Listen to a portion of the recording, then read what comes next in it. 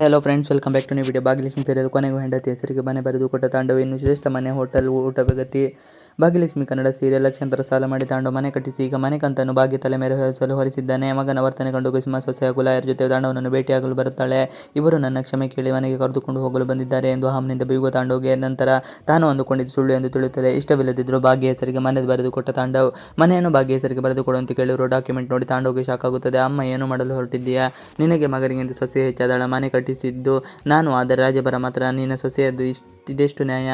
ಮನೆಯಲ್ಲಿ ನಾವೇ ಇಲ್ಲ ಮೇಲೆ ನಾವ್ಯಾಕೆ ಲೋನ್ ಕಟ್ಟಬೇಕು? ಹೇಗೋ ನಿನ್ನ ಸೊಸೆ ನಿನಗೆ ಇದ್ದಾಳಲ್ಲ, ತಲೆಗೆ ತುಂಬಿದ್ದಾಳಲ್ಲ, ಮನೆಯದ್ದೆಲ್ಲ ಜವಾಬ್ದಾರಿಯನ್ನು ಅವಳೇ ವಹಿಸಿಕೊಂಡಿದ್ದಲ್ಲಿ ಅವಳೇ ಕಟ್ಟಲಿ ಬಿಡಿ ಎನ್ನುತ್ತಾಳೆ. ಇದಕ್ಕೆ ಪ್ರತಿಕ್ರಿಯಿಸುವ ಕುಸುಮ, ಮನೆಯ ಲೋನ್ ಸೊಸೆ ಆದರೂ ಕಟ್ಟುತ್ತಾಳೆ, ನಾನಾದರೂ ಕೊಟ್ಟುತ್ತೇನೆ, ಆದರೆ ಅದಕ್ಕೆ ಮನೆ ನಮ್ಮ ಹೆಸರಿನಲ್ಲಿ ಇರಬೇಕು. ನಾಳೆ ನಾವು ಲೋನ್ ತೀರಿದ ನಂತರ ನೀನು ಬಂದು ಮನೆ ನನ್ನದು ಎಂದು ನಮ್ಮನ್ನೆಲ್ಲ ಮನೆಯಿಂದ ಹೊರಹಾಕಿದರೆ ಏನು ಮಾಡೋದು?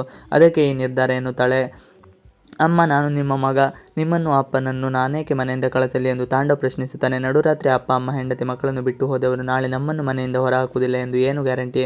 ಸಾಧ್ಯವಾದರೆ ಮನೆ ಲೋನ್ ಕಟ್ಟುತ್ತೇವೆ, ಇಲ್ಲವಾದರೆ ಮನೆ ಮಾರುತ್ತೇವೆ ಎಂದಾಗ ತಾಂಡವ್ಗೆ ಮನೆ ಕಟ್ಟಿಸಿದ್ದು, ಮನೆ ಪೂಜೆ ಮಾಡಿದ್ದು, ಮನೆಯಲ್ಲಿ ಎಲ್ಲರೂ ಖುಷಿಯಿಂದ ಇದ್ದು ದಿನಗಳು ನೆನಪಿಗೆ ಬರುತ್ತದೆ. ಆದರೆ ನಾನು ಇಂದು ಮನೆ ಬಿಟ್ಟು ಬರಲು ಭಾಗ್ಯ ಕಾರಣವೆಂದು ಕೋಪ ಮಾಡಿಕೊಳ್ಳುವ ತಾಂಡವ್ ಸರಿ ಮನೆಯನ್ನು ಇವಳ ಹೆಸರಿಗೆ ಬರೆದು ಕೊಟ್ಟನೆ ಎಂದು ಪತ್ರಕ್ಕೆ ಸಹಿ ಹಾಕುತ್ತಾನೆ. ಭಾಗ್ಯ ಮೇಲೆ ಇಲ್ಲದ ಆಪಾದನೆ. ನನ್ನಿಂದ ನನ್ನ ಅಮ್ಮನನ್ನು ಕಿತ್ತುಕೊಂಡೆ, ನಿನ್ನನ್ನು ಎಂದಿಗೂ ಕ್ಷಮಿಸುವುದಿಲ್ಲ. ಆ ಮನೆಯಲ್ಲಿ ಇನ್ಮುಂದೆ ನೀನು ಇರು ಎಂದು ಭಾಗ್ಯಳ ಮೇಲೆ ಆರೋಪ ಹೊರಿಸಲು ತಾಂಡವ್ ಅಲ್ಲಿಂದ ಕೋಪದಿಂದ ಹೊರಡುತ್ತಾನೆ. ಮಗನ ವರ್ತನೆಯಿಂದ ಕುಸುಮ ದುಃಖ ಪಡುತ್ತಾಳೆ. ಆದರೂ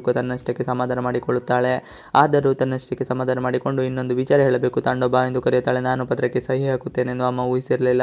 ಈಗ ಅವಳಿಗೆ ಅರಿವಾಗಿರಬೇಕು. ಅದಕ್ಕೆ ನನ್ನನ್ನು ವಾಪಸ್ ಕರೆಯುತ್ತಿದ್ದಾಳೆ ಎಂದುಕೊಂಡಿದ್ದಾನೆ. ಅನುಮಾನದಿಂದಲೇ ಮತ್ತೆ ವಾಪಸ್ ಬರುತ್ತಾನೆ. ಅಷ್ಟರಲ್ಲಿ ಭಾಗ್ಯ ತಾಂಡವ್ಗೆ ಕ್ಷಮೆ ಯಾಚಿಸುತ್ತಾಳೆ. ನೀವು ಹೀಗೆಲ್ಲ ಮಾಡುತ್ತಾರೆ, ಅತ್ತೆಗೆ ಬಹಳ ನೋವಾಗುತ್ತದೆ, ಅರ್ಥ ಮಾಡಿಕೊಳ್ಳಿ ಎನ್ನುತ್ತಾಳೆ. ಕೋಪದಿಂದ ತಾಂಡವ್ ಬಾಗಿಲನ್ನು ತಳ್ಳಲು ಹೋಗುತ್ತಾನೆ. ಆದರೆ ಕುಸುಮ ಅದಕ್ಕೆ ಅವಕಾಶ ಮಾಡಿಕೊಡುವುದಿಲ್ಲ. ತಾಂಡವ್ ಎದುರಿಗೆ ಬಂದು ಸೊಸೆಯ ರಕ್ಷಣೆ ಮಾಡುತ್ತಾಳೆ. ಮತ್ತೊಂದೆಡೆ ಫೋನ್ ಕರೆದುಕೊಂಡು ಪೊಲೀಸರಿಗೆ ದೂರು ನೀಡುವ ಪೂಜಾ ಲೊಕೇಶನ್ಗೆ ಹುಡುಕುತ್ತಾ ಬರುತ್ತಾಳೆ. ಅಷ್ಟರಲ್ಲಿ ಅದೇ ದಾರಿಯಲ್ಲಿ ಶ್ರೇಷ್ಠ ಕಾರು ಪಾಸ್ ಆಗುವುದನ್ನು ನೋಡುವ ಪೂಜಾ, ಇವಳೇ ಏಕೆ ನನ್ನ ಫೋನ್ ಕದ್ದಿರಬಾರದು ಎಂದು ಅನುಮಾನ ಕಾಡುತ್ತದೆ. ನಾನು ಹೋಗಿ ಕೇಳಿದರೆ ಖಂಡಿತ ನನಗೆ ಫೋನ್ ಸಿಗುವುದಿಲ್ಲ, ಇದಕ್ಕೆಲ್ಲ ಪೊಲೀಸರ ಸರಿ ಎಂದುಕೊಂಡು ಪೊಲೀಸ್ ಸ್ಟೇಷನ್ಗೆ ಹೋಗುತ್ತಾಳೆ. ತಾಂಡವ್ ಬಳಿ ಕುಸುಮ ಮತ್ತೇನು ಕೇಳುತ್ತಾಳೆ. ಪೂಜಾ ಕಳೆದುಕೊಂಡ ಫೋನ್ ಮತ್ತೆ ಸಿಗಲಿದೆಯೇ ಎಂಬುದು ಮುಂದಿನ ಎಪಿಸೋಡ್ನಲ್ಲಿ ತಿಳಿಯೋಣ. ಇವಿಷ್ಟು ಇವತ್ತಿನ ವಿಡಿಯೋ.